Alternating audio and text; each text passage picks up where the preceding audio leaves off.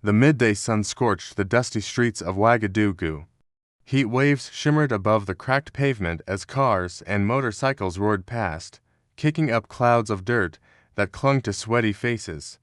At the corner of a busy intersection, Thomas crouched over an old motorcycle, his clothes stained with grease and his hands black with oil.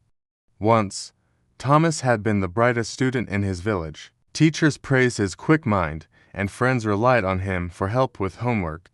He dreamed of becoming an engineer, building bridges and machines to help his country, Burkina Faso, grow stronger. But tragedy struck when a fire claimed his parents' lives.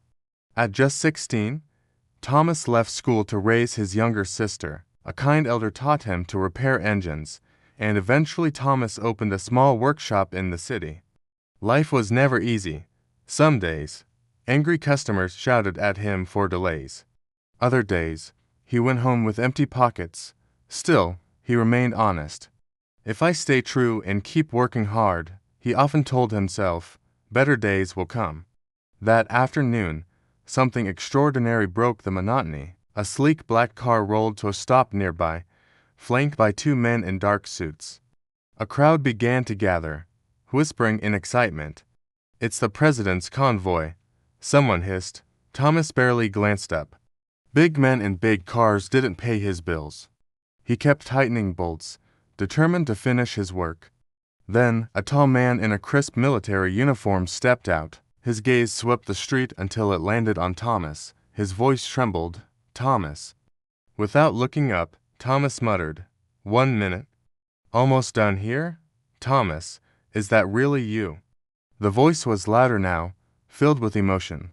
Thomas finally stood, wiping sweat from his brow. He froze. "Ibrahim." Gasps rippled through the crowd. The man removed his cap and crossed the distance in 3 long strides, embracing Thomas fiercely. "My best friend, my brother," Ibrahim cried. The onlookers stared in disbelief. President Ibrahim Traore of Burkina Faso was openly weeping in the street, holding a roadside mechanic like a long-lost treasure. Years ago, the two boys had sworn to change the country together. Life had sent one to the presidential palace and the other to a dusty street corner. "You promised we'd do this side by side," Ibrahim whispered. Thomas managed a faint smile. "Life just took us down different roads." The next morning, traffic slowed near Thomas's workshop once again, but this time the air felt different. A small stage had been set up beside his dusty shop. Journalists, cameramen, and government officials crowded the area. Bewildered, Thomas called out, "Ibrahim, what's going on?" The president approached with a warm smile. "Yesterday, I cried. Today, I came to honor." He took the microphone and turned to the crowd. "People of Burkina Faso, meet my childhood friend, Thomas. He was the brightest student in our class. When I was hungry, he shared his food. When I struggled in school, he taught me mathematics. While I rose to this position, he worked humbly here by the roadside." The crowd fell silent. "Yesterday," Ibrahim continued, "Thomas reminded me what true service means. He didn't ask for money or power. He only asked me to make this country better for people like him." Applause erupted. "From today," Ibrahim declared, "this workshop will become a government-sponsored training center. Thomas will teach young people to repair vehicles, earn a living, and hold their heads high. His daughter, Amina, will receive a full scholarship to any school she chooses, all the way through university. And his family will move into a safe, comfortable home." Thomas stood speechless, tears streaming down his face. The crowd cheered, chanting the president's name, but just days later, darkness loomed. A luxury car arrived at the new training center. 2 men stepped out. One wore dark glasses, the other carried himself with authority. "Mr. Thomas," the shorter man said, placing a thick brown envelope on the desk. "Inside is 5 million CFA.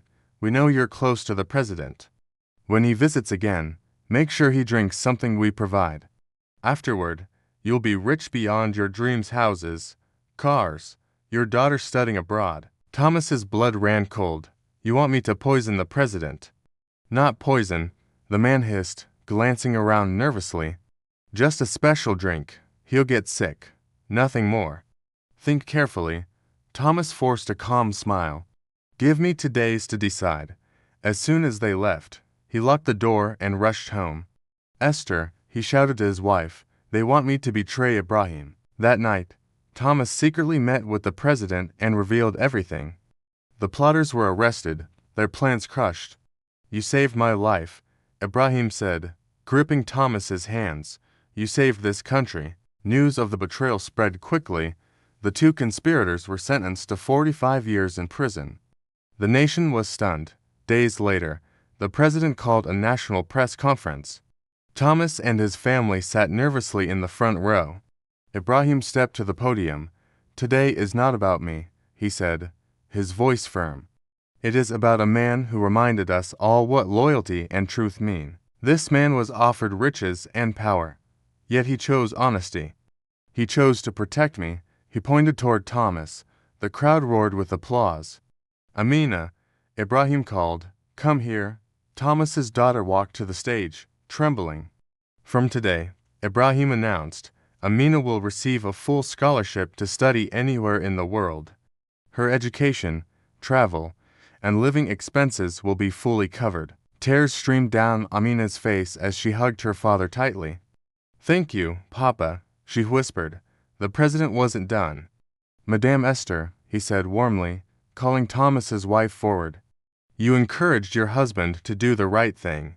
As a gift, you will own a modern supermarket, provided by the people of Burkina Faso. You will never struggle again. Esther collapsed in gratitude as the crowd cheered. That same day, a new building was unveiled, the Thomas and Esther supermarket, shining with lights and stocked shelves. Nearby, Thomas's old workshop had been transformed into one of the largest mechanic training centers in the country. Young people lined up to learn from the man who had become a national hero. That evening, Thomas and his family celebrated in their new home.